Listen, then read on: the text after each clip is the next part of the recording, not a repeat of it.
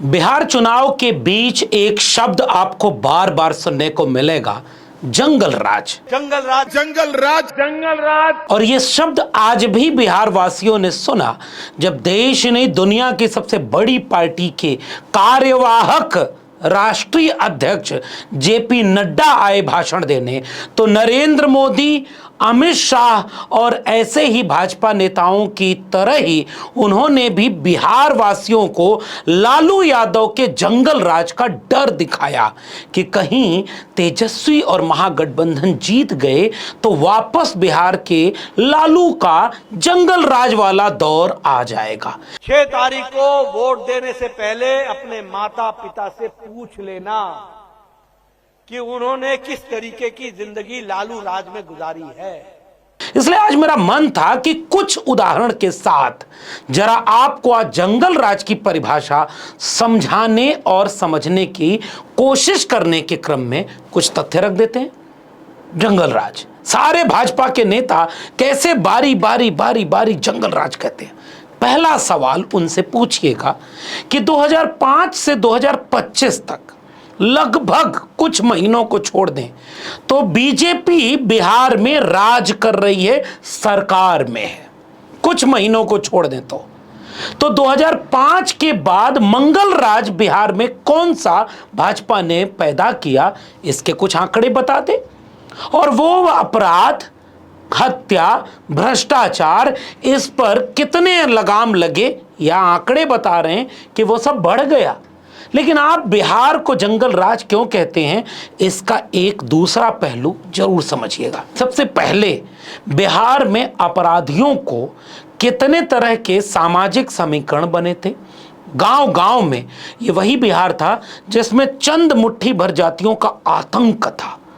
और लालू ने क्या किया, मंडल आंदोलन और समाजवादी आंदोलन ने क्या किया, इस पर आने के पहले जरा कर्पूरी ठाकुर से जुड़ा एक वाकया आपको बताता हूं। ओबीसी की अति पिछड़ी जाति से आने वाले जननायक कर्पूरी ठाकुर ने बिहार का मुख्यमंत्री रहते हुए पिछड़ों, अति पिछड़ों और दलितों को लाइसेंसी बंदूक बंटवा दी।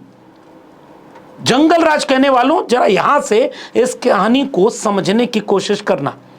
कर्पूरी ठाकुर ने लाइसेंसी बंदूक बंटवा दी हजारों हजार की संख्या में, क्योंकि उस समय 77-75 के पहले के बिहार में चंद सामंती वर्चस्वशाली जातियों का कब्जा था पूरे बिहार पर, जिनकी आबादी 10-15% भी नहीं थी।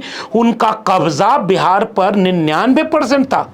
और बाकी पिछड़े, अति पिछड़े दलित समुदाय के लोग या तो प्रजा बनकर के सेवक बने रहें और चुपचाप उनकी गुलामी करते रहें। कर्पूरी ठाकुर को यह बात समझ में आई कि ये लड़ेंगे कैसे, लॉ एंड ऑर्डर बचेगा कैसे, पुलिस हर जगह खड़ी नहीं हो सकती। और उसके बाद पिछड़ी, अति पिछड़ी जातियों में आत्मरक्षा के लिए बंदूकें बंटवाई थी। कहानी थोड़ा और आगे बढ़ाते हैं। समाजवादियों का दौर आया, पूरे देश में सामाजिक न्याय का आंदोलन मजबूत हुआ। 1980 और 1990 का दौर आता है तो पिछड़ी, अति पिछड़ी और दलित जातियों के बीच राजनीतिक चेतना पैदा होती है। और इसी राजनीतिक चेतना को रजनी कोठारी कहते हैं कि मीडिया, कुलीन मीडिया, अंग्रेजी दाम मीडिया और शहरों में बैठे लोगों ने कहा कि यह तो भारत की राजनीति का जातिवादीकरण हो गया। तो रजनी कोठारी ने जवाब दिया, नहीं, इस देश की हाशिए की आबादी का जातियों का राजनीतिकरण हुआ है। वे जातियां जिन तक न संविधान पहुंचा, न शासन प्रशासन कानून पहुंचा, उनमें जब राजनीतिक चेतना आई तो वो हर जगह सवाल करने लगी, अपना हक, हिस्सा, सम्मान मांगने लगी और अगर नहीं मिला तो लड़कर लेने लगी। और वही है बिहार का सामाजिक न्याय का आंदोलन। जिस बिहार में 1933 में शाहाबाद के इलाके में त्रिवेणी संघ बना और उसी बिहार में 1980, 70, 80 और 90 के दशक में जगदीश मास्टर को केवल इसलिए कुर्सी पर लात मार के गिरा दिया कि वो मास्टर हो, अरे तुम पिछड़े दलित जाति में पैदा होने वाले हमारे सामने कुर्सी पर बैठोगे। जगदीश मास्टर से लेकर कॉमरेड राम नरेश राम, जमीन के बंटवारे के सवाल से पैदा हुआ एक आंदोलन, कम्युनिस्ट आंदोलन। और उसी में डोला प्रथा में किसी भी दलित पिछड़े की बहन बेटी की शादी विवाह होती थी तो पहले किसी और के घर जाएगी। उसके खात्मे के लिए लड़ना पड़ा तो कम्युनिस्ट लड़े।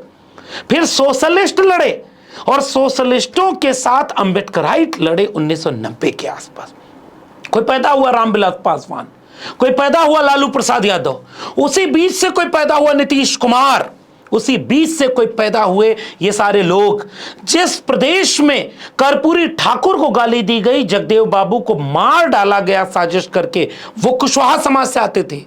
उसी प्रदेश में बीपी मंडल जब मुख्यमंत्री थे तो कहा गया शूद्र मुख्यमंत्री बन जाएगा तो गंगा में आग नहीं लगेगी तो क्या होगा। उसी प्रदेश में 90 के दौर में इन जातियों ने जब अपनी राजनीतिक चेतना से हिस्सा मांगना शुरू किया तो उसे कहा गया जंगल राज। जंगल राज, जंगल राज, जंगल राज। अमित शाह हो, नरेंद्र मोदी हो, जेपी नड्डा हो या बाकी ये बाहर से आयातित नेता हो, इनको बताइएगा कि जंगल राज का परिभाषा इन कुलीन लोगों ने कैसे गढ़ी है। अब जरा कुछ आंकड़े देख लीजिए। पहले सुनिए जेपी नड्डा को, उनको बड़ा याद आ रहा है कि जंगल राज कैसा था। अपनी बड़ी बहन से पूछ लेना,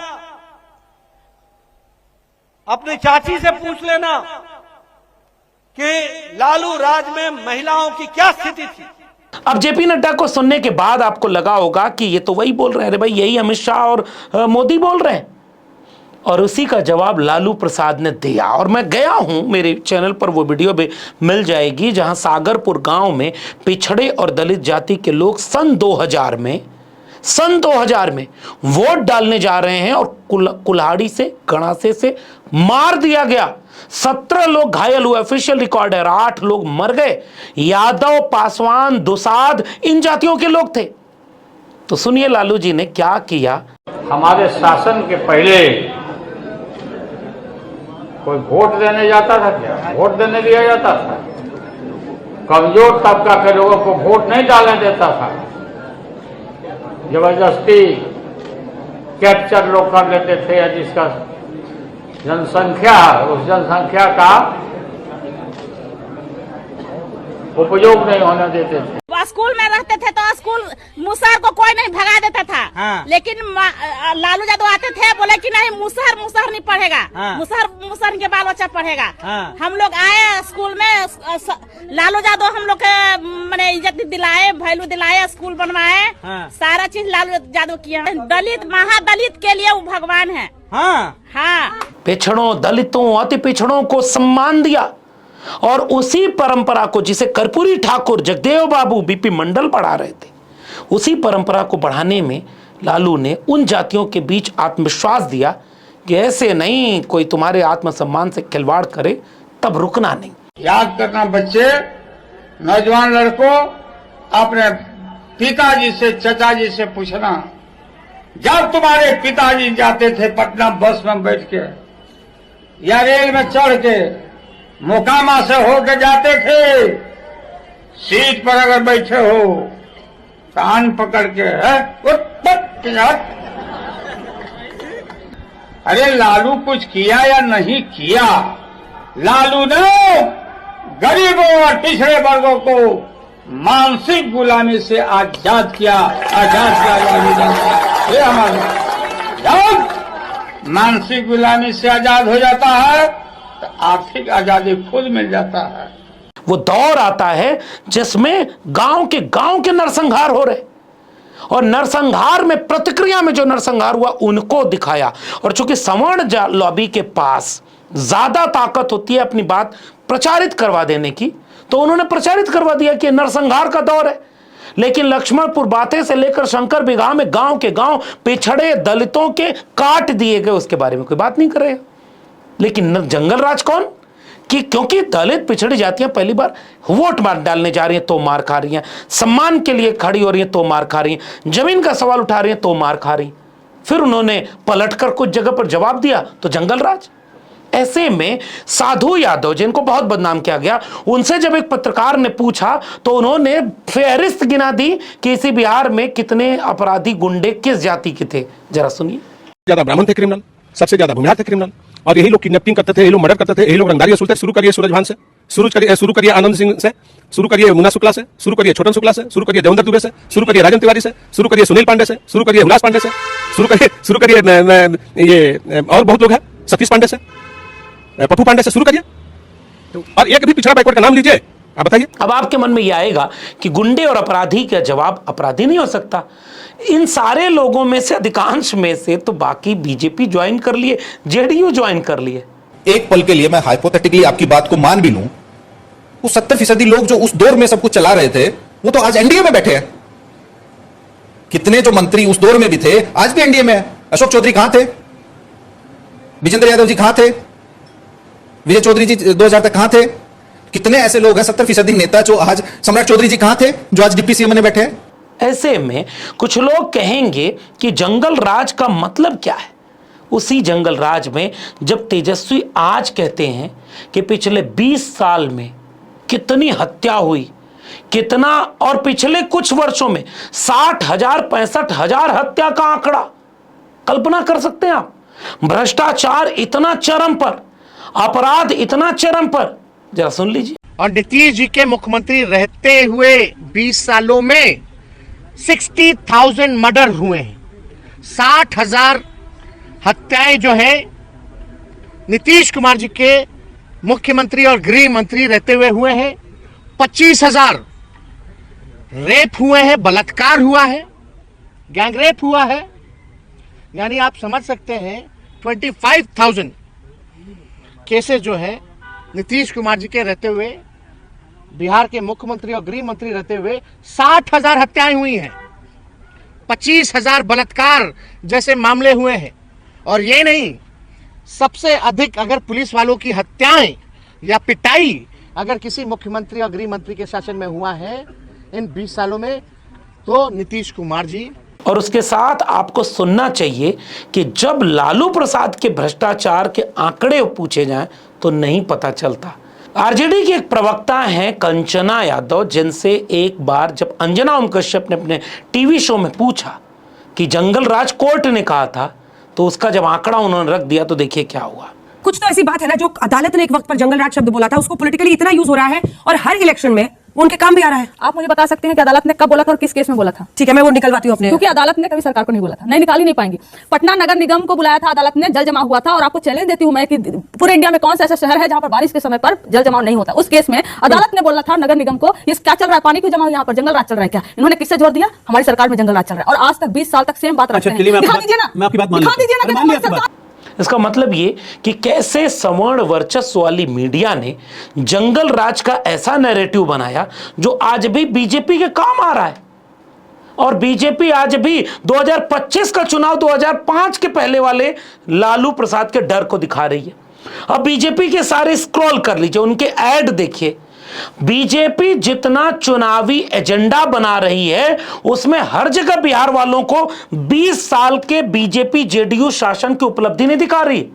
वो कह रही है झूठी कहानियां गढ़ की, बुलेट खरीद के जाओगे तो बुलेट कोई छीन लेता था, कोई डॉक्टर है तो डॉक्टर को कोई उठा ले जाता था, और उनमें अपराधियों का नाम किसका था ये नहीं बताएंगे।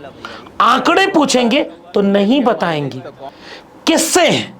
एक छवि बना दी गई।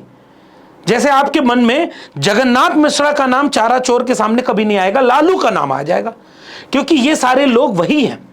और उसी समय आरजेडी के आज के राज्यसभा सांसद ने एक जगह पर एक बड़ा मौजूद सवाल उठाया कि जो लोग लालू प्रसाद जी की सरकार में शामिल थे उसमें से 70% तो बीजेपी और जेडीयू में चले गए, फिर वो जंगल राज कैसे कहते हैं? एक पल के लिए मैं हाइपोथेटिकली आपकी बात को मान भी लूं, वो 70% लोग जो उस दौर में सब कुछ चला रहे थे वो तो आज एनडीए में बैठे हैं।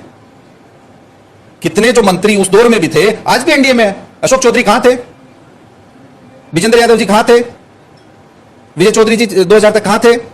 कितने ऐसे लोग हैं 70% नेता जो आज, सम्राट चौधरी जी कहां थे जो आज डिप्टी सीएम में बैठे हैं? इस पूरे प्रकरण के बीच नीतीश कुमार की स्थिति क्या हो गई? 2005 का वाकया, पुरानी वीडियोस याद आती हैं जब यही बीजेपी नीतीश कुमार को गालियां देती थी। और 2025 में नीतीश कुमार जो बार बार पलटी मारते हैं उस पलटासन को ही खत्म कर देना है। और कहते थे कि ये भ्रष्टाचारी है। केवल नीतीश कुमार ने क्या किया था कि बीजेपी से अलायंस तोड़ लिया था 2014 वाले प्रकरण के समय। नीतीश कुमार, एक फोटो पुरानी बड़ी वायरल हो रही है जिसमें आगे की कुर्सी में नीतीश कुमार सुषमा स्वराज और राजनाथ सिंह के साथ बैठे हुए हैं कुर्सी पर, और पीछे से नरेंद्र मोदी चुपचाप कान में आके पूछ रहे हैं, कुछ कह रहे हैं। नीतीश कुमार के सामने मोदी जी की छवि ये थी। वक्त बदला और कैसे बीजेपी ने पूरे जेडीयू को अपनी गिरफ्त में ले लिया। पैर छूते हुए पिछले 1-2 साल में आप जाने कितनी वीडियो देख गए होंगे, कोई भी पैर छू रहे हैं दौड़ के, जबकि उम्र में वो बड़े हैं नीतीश कुमार नरेंद्र मोदी से। और बीजेपी ने जेडीयू में अपने लोगों को भेज करके पूरी पार्टी कैप्चर कर ली।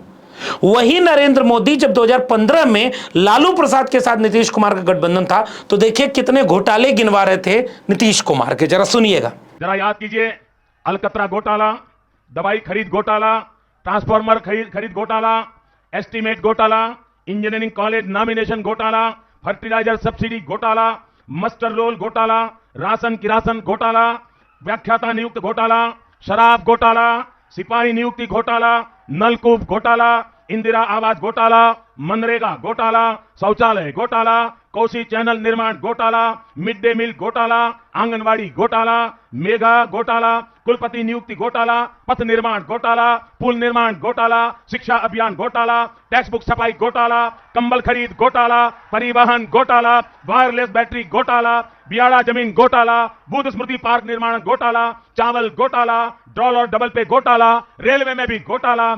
इन सारी बातों के बाद डीएनए का सवाल पूछ दिया था नीतीश कुमार से।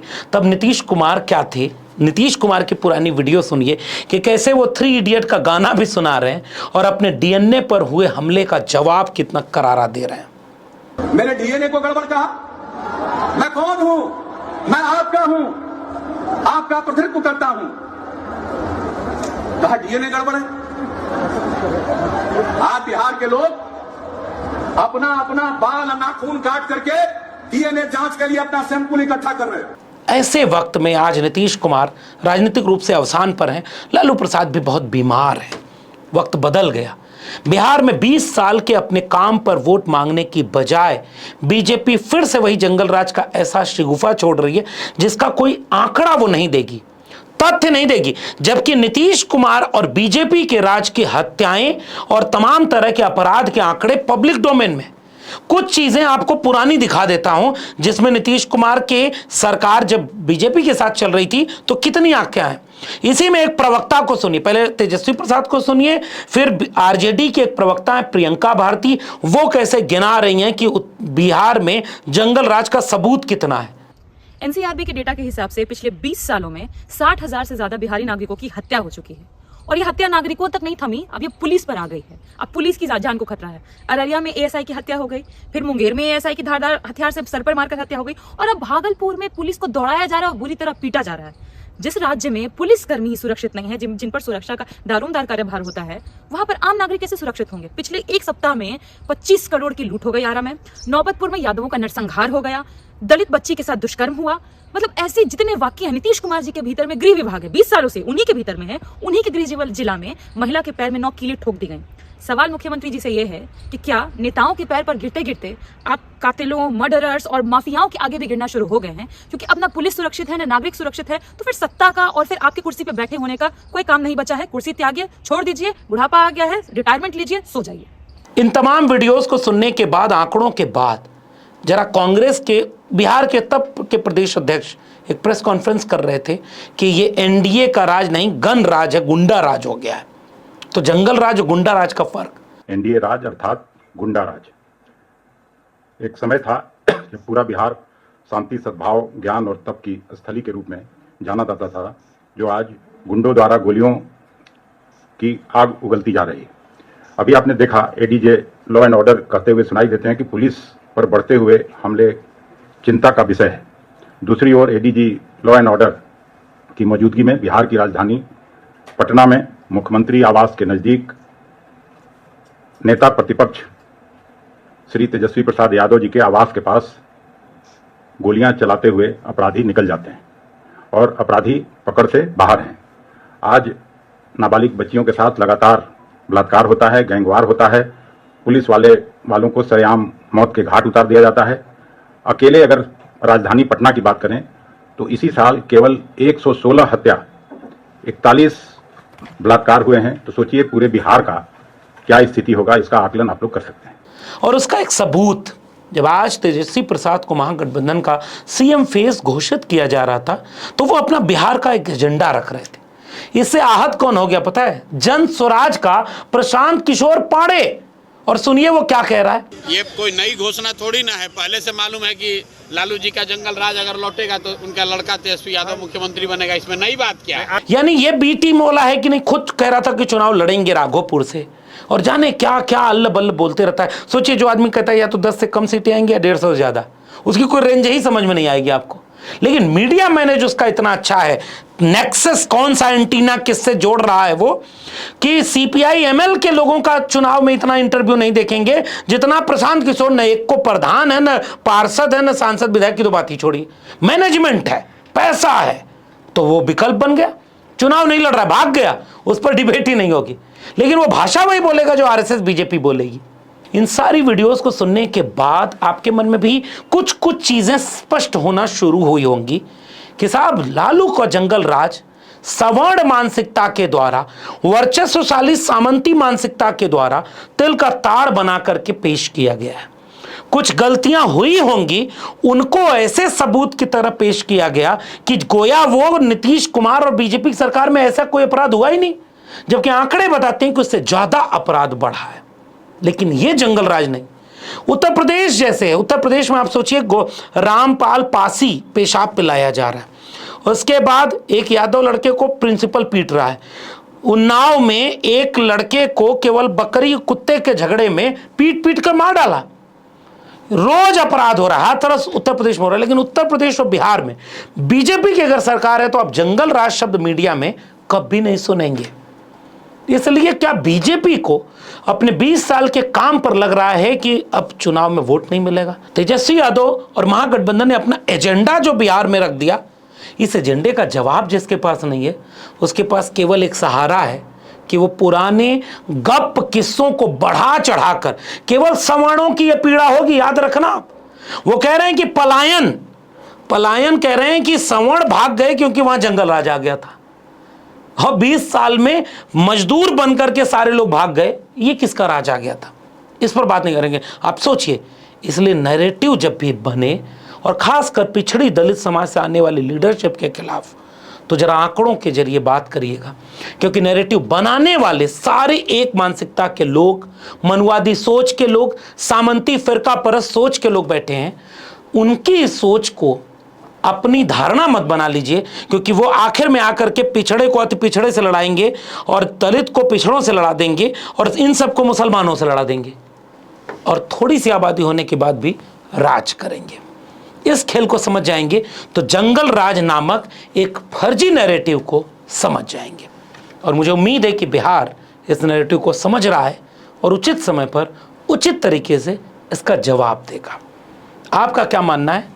अपनी प्रतिक्रिया नीचे जरूर दीजिएगा। और अगर वीडियो ये पसंद आई हो तो सबको पहुंचाइए, ताकि लोग तथ्य तर्क के साथ थोड़ा समझ अपनी स्पष्ट कर लें। ये वीडियो कैसी लगी हो टिप्पणी भी करिएगा, और ऐसी तमाम वीडियोस को देखने के लिए मेरे चैनल को सब्सक्राइब करिएगा, बेल आइकॉन यानी घंटी का बटन दबाइएगा, ताकि अगली वीडियो की सूचना मिलेगी। ज्वाइन करिएगा ताकि हमें हिम्मत मिलेगी। अगर आप इस वीडियो को ट्विटर यानी एक्स या फेसबुक पर देख रहे हैं तो हमें फॉलो करना मत भूलिए। फिर मिलेंगे, तब तक के लिए बहुत बहुत धन्यवाद।